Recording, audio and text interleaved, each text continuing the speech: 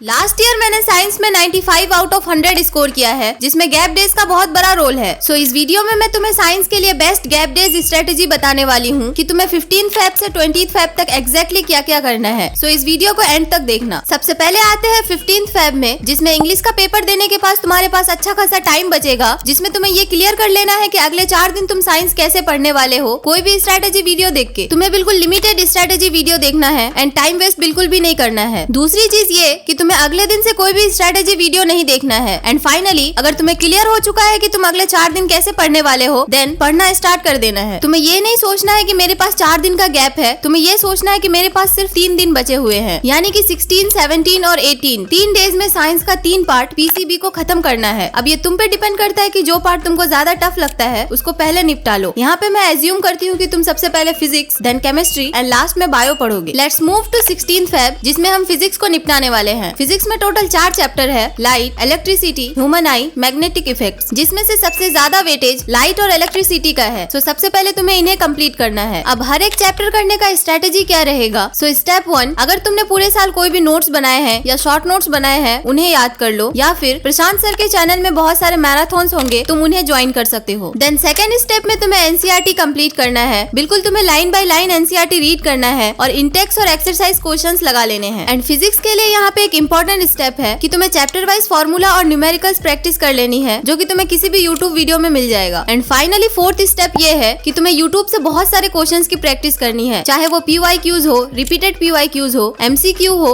MIQ हो या फिर केस बेस्ड क्वेश्चन हो। ये सारी चीजें फिजिक्स के लिए इनफ है। नेक्स्ट डे यानी कि 17 फेब को हम केमिस्ट्री कंप्लीट करेंगे, जिसमें टोटल 4 चैप्टर है, carbon and compounds, acid bases and salts, metals and non metals और केमिकल रिएक्शन, जिसमें से सबसे ज्यादा वेटेज कार्बन एंड कंपाउंड्स और एसिड बेसेस एंड सॉल्ट्स का है। हर एक चैप्टर करने का स्ट्रेटेजी सेम रहेगा, बट यहाँ पे एक एडिशनल स्टेप फॉलो करना पड़ेगा, दैट इज कि तुमको रिएक्शन एंड एक्टिविटीज की अच्छी खासी प्रैक्टिस करनी पड़ेगी चैप्टर वाइज, जो कि तुम्हें इजीली प्रशांत सर के चैनल में मिल जाएगा। अब आते हैं सेकंड लास्ट डे यानी कि 18 फेब, जहाँ पे हम बायोलॉजी कंप्लीट करेंगे। बायोलॉजी में टोटल 5 चैप्टर है, how do organisms reproduce, life processes, heredity, our environment and control and coordination, जिसमें से सबसे ज्यादा वेटेज पहले 2 चैप्टर का है। सो सबसे पहले तुम इनको कंप्लीट करोगे। चैप्टर्स के लिए सारे स्टेप्स को फॉलो करने के बाद तुमको डायग्राम्स और एक्टिविटीज की अच्छी खासी प्रैक्टिस कर लेनी है, क्योंकि न्यू पैटर्न के according diagrams and activity based question भी पूछे जाते हैं। गैप डे का लास्ट डे यानी कि 19 फेब, जहाँ पे हम सारी चीजों को समराइज करेंगे। सो स्टेप 1, अगर तुम्हारे कोई भी चैप्टर्स रह गए हों, बिकॉज कोई भी स्ट्रेटेजी परफेक्ट नहीं होता, सो सबसे पहले उस रिमेनिंग पार्ट को कंप्लीट करो। देन सबसे मोस्ट इंपॉर्टेंट स्टेप कि तुम्हें एटलीस्ट 2 सैंपल पेपर लगाने हैं। अगर 2 नहीं हो रहे हैं तो फिर भी 1 तो लगाना ही है, क्योंकि तुम्हें इससे पैटर्न का अच्छा खासा अंदाजा लग जाता है। एंड सैंपल पेपर तुम्हें बिल्कुल टेस्ट एनवायरनमेंट में देना है, जैसे